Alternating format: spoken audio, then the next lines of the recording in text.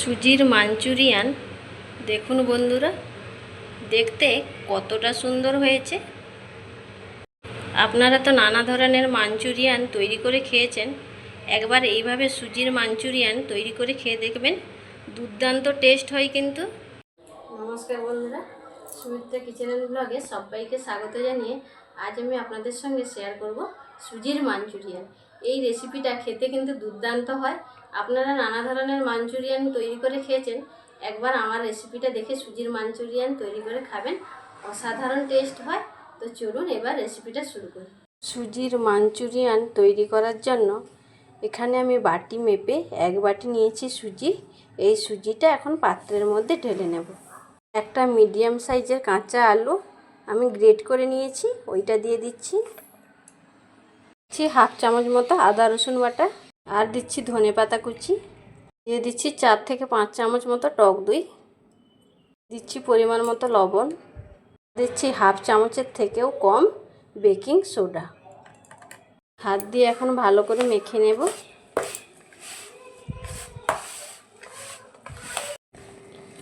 আমি দই দিয়ে মেখে নিলাম, আপনারা দইয়ের পরিবর্তে জল দিয়েও মেখে নিতে পারেন।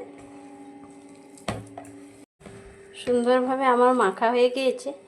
এবার এই পাত্রটাকে 10 মিনিটের জন্য রেস্টে রেখে দেব। 10 মিনিট পরে ফিরে আসছি। 10 মিনিট পরে ফিরে এলাম। এখন উপরের ঢাকনাটা খুলে নিচ্ছি।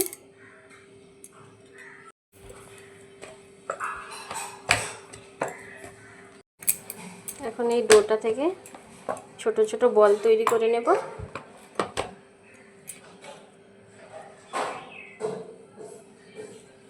এইভাবে বল তৈরি করে নেব।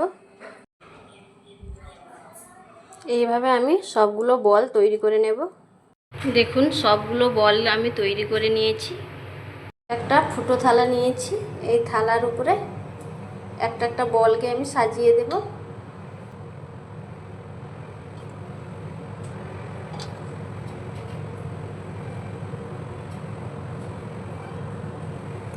সবগুলো বল আমি থালার মধ্যে ভালো করে সাজিয়ে নিয়েছি।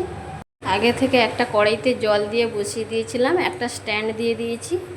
জলটা ফুটতে শুরু করেছে। এই থালাটাকে এখন বসিয়ে দেব। উপর থেকে একটা থালি চাপিয়ে দিচ্ছি। এই সময় গ্যাসের ফ্লেমটা মিডিয়ামে থাকবে। এইভাবে আমি 10 মিনিট রেখে দেব।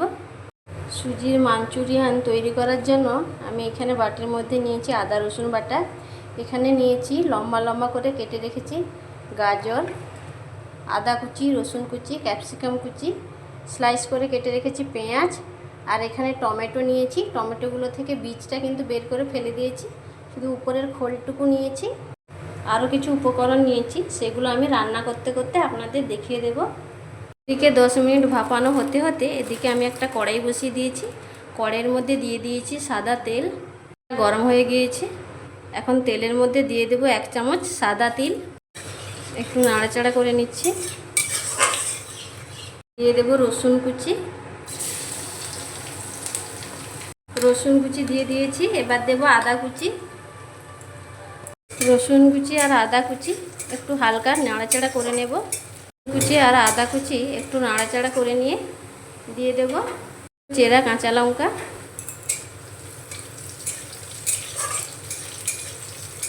একটু নাড়াচাড়া করে নিয়েছি। এখন দিয়ে দেব ক্যাপসিকাম কুচি, গাজর কুচি, আর স্লাইস করে কেটে রাখা পেঁয়াজ। নাড়াচাড়া করে মিশিয়ে নিচ্ছি। টমেটো কুচিটা আমি একটু পরে দেব, এখন দেব না। গ্যাসের ফ্লেমটা এখন লো টু মিডিয়ামে রেখেছি। প্রায় 3 মিনিট মতো নাড়াচাড়া করে নিয়েছি। কেটে রাখা টমেটো কুচিটা এখন দিয়ে দেব,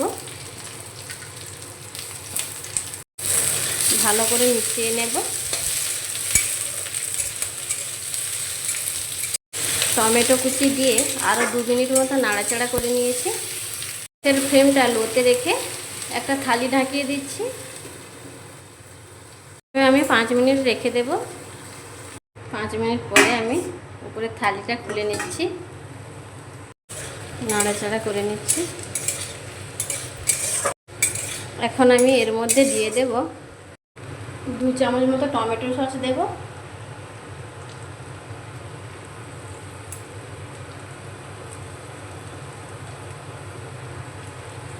হাফ চামচ মতো দিচ্ছি সোয়া সস, 1 চামচ দিচ্ছি চিলি সস। ভালো করে মিশিয়ে নেব। এখন কিন্তু গ্যাসের ফ্লেমটা একেবারে লোতে রয়েছে। Tomato sauce, soya sauce, chilli sauce দিয়ে আমি ভালোভাবে মিশিয়ে নিয়েছি। দিচ্ছি হাফ চামচ মতো আদা রসুন বাটা, ভালো করে মিশিয়ে নেব।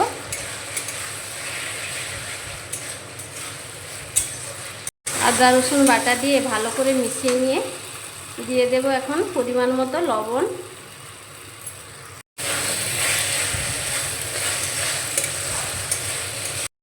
আমি আরও 2 মিনিট মতো নাড়াচাড়া করে নিয়েছি। এখানে বাটিতে 1 চামচ কর্নফ্লাওয়ার জলে গুলে নিয়েছি, এইটা দিয়ে দেব। ভালো করে মিশিয়ে নেব।